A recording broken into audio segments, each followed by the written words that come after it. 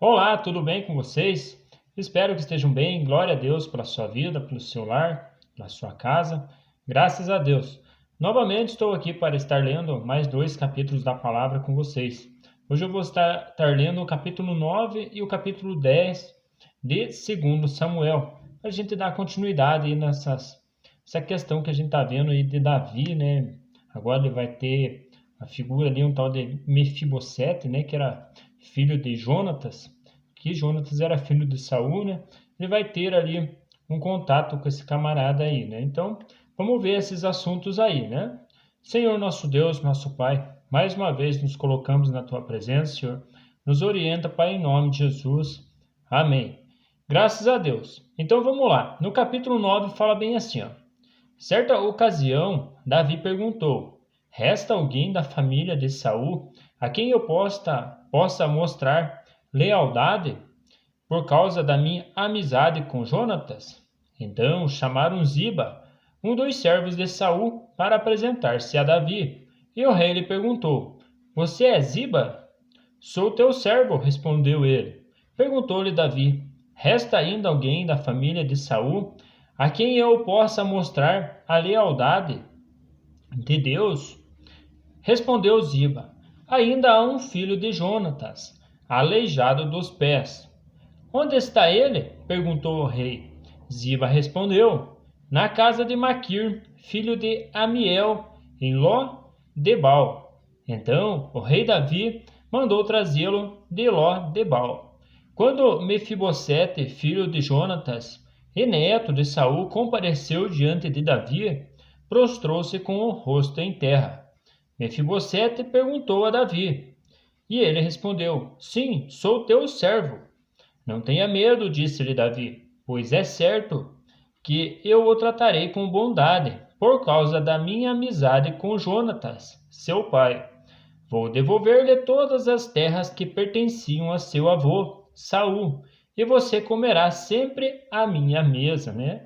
De fato, ali Davi estava cumprindo ali uma questão que ele tinha com Jonatas, né? Jonatas tinha feito um pedido para ele ali, que ele de alguma forma assim não virasse as costas ali para a família dele, né? Família de Saul, né? Então, aí com esse filho de Jonatas, Davi estava exercendo de misericórdia com ele ali, né? E devolvendo as terras ali que era deles ali, né? Mefibosete prostrou-se e disse: Quem é teu servo para que te preocupes com um cão morto como eu?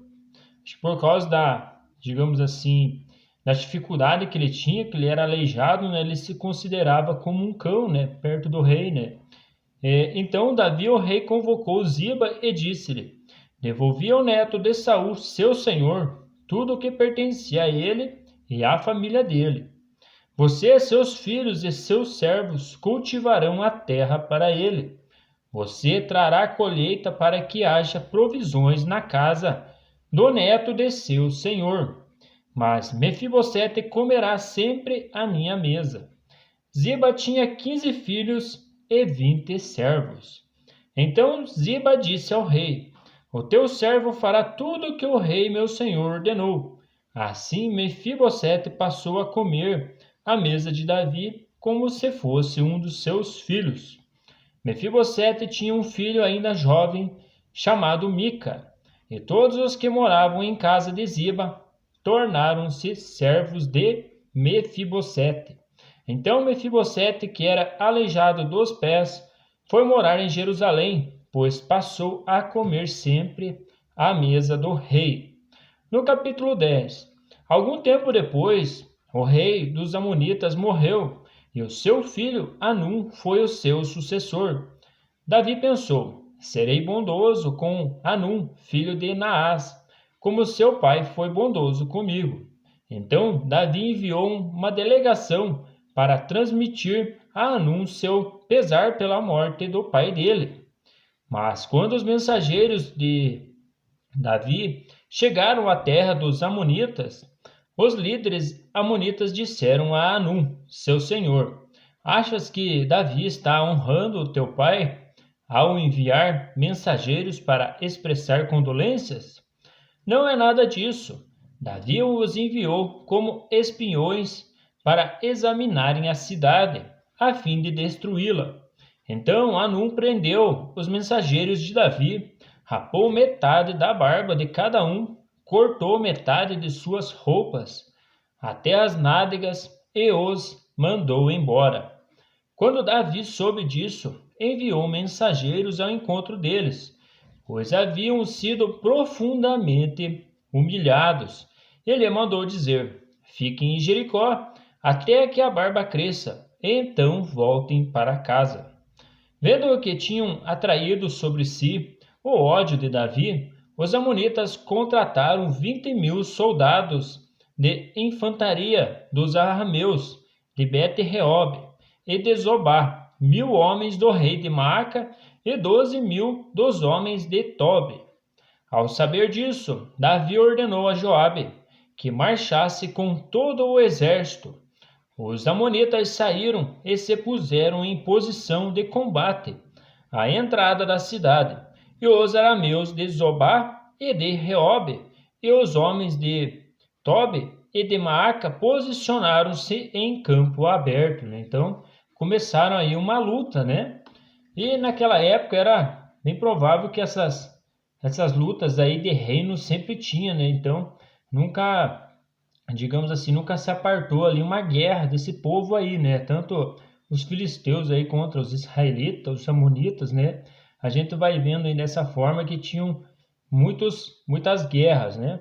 Vendo Joabe que estava cercado pela linha de combate, escolheu alguns dos melhores soldados de Israel, e os posicionou contra os arameus, pois o restante dos homens sob o comandante de seu irmão Abissai, e os posicionou contra os amonitas.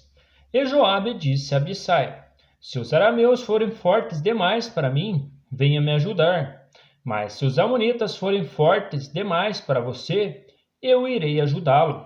Sejam fortes e lutemos com bravura pelo nosso povo e pelas cidades do nosso Deus, e que o Senhor faça o que for da sua vontade. Então Joabe e seus soldados avançaram contra os arameus, que fugiram dele. Quando os amonitas viram que os arameus estavam fugindo de Joabe, também fugiram de seu irmão Abissai e entraram na cidade. Assim Joabe parou a batalha contra os amonitas e voltou para Jerusalém.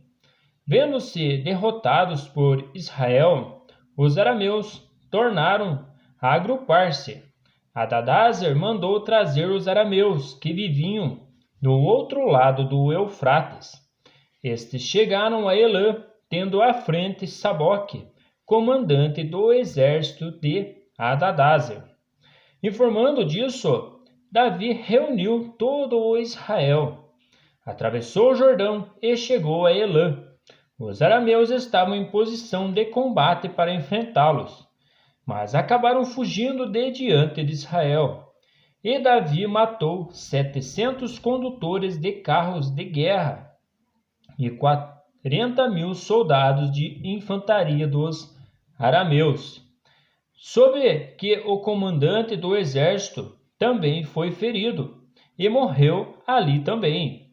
Quando todos os reis vassalos de Hadadezer viram que tinham sido derrotados por Israel, fizeram a paz com os israelitas e se sujeitaram-se a eles. E os arameus ficaram com medo de voltar e ajudar os amonitas, né? Então, eles ficaram aí com medo aí porque o Senhor pelejava ali com Israel, né? Com Davi, e não tinha derrota ali para o povo de Israel, né? Quando Deus está no comando, né? Digamos dessa forma, não tem quem perca, né? Então, era essa a mensagem de hoje, eram esses 2 capítulos, né? E vamos continuando junto aí nas próximas leituras. Que o nosso Senhor Jesus esteja abençoando a nossa vida, nossos dias aí, que a gente esteja à paz dele, né? Um grande abraço, fiquem com Deus e até as próximas leituras. Até mais!